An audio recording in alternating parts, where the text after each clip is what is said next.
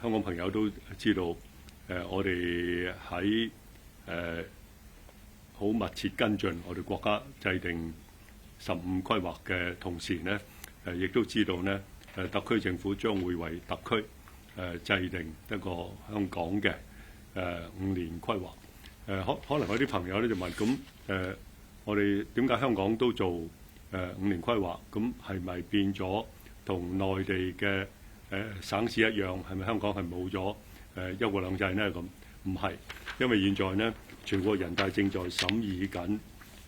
一個國家嘅發展規劃法。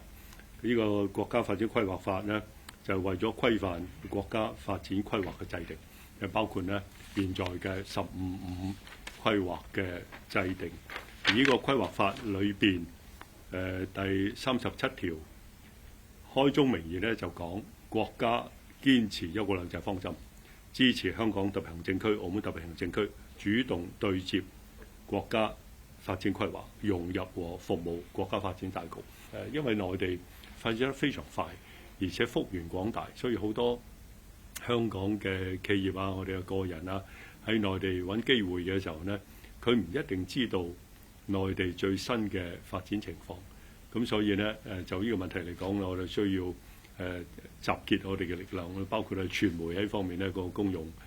功能呢非常重要嘅。我哋嘅專業團體啊，我哋嘅商會啊，仲有我哋嘅其他嘅社會組織，